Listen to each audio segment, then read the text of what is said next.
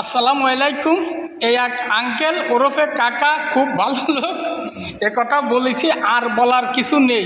এই কথাটা বলতেছি এই কারণে, এই কাকা মুক্তিযোদ্ধার সময় সে ঝুঁকি নিল মুক্তিযোদ্ধার জন্য।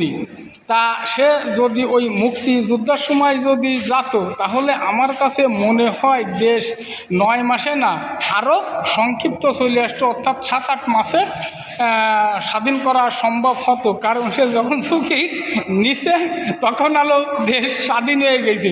এই জন্যই কাকা পুরোটা জাতি পারি না, কিন্তু তার মন মানসিক সবই ভালো ছিল, যাওয়ার জন্য জীবনও দেওয়ার জন্য সে প্রস্তুত ছিল। কিন্তু এখন কিছু কিছু কারণ মেলা কিছু ফাইস হয়ে গেছে, যেমন তারা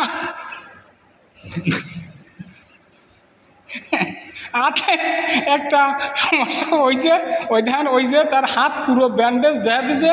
সে ঝুঁকি নিল, আরও মেলা ক্ষেত্রে ঝুঁকি নিছে এই কালে, কিন্তু সফল হতে পারিনি। দোয়া করবেন সে যেন সফল হতে পারে। কথাটা বুঝতে হবে, রাগ করা যাবে না। আল্লাহ হাফেজ।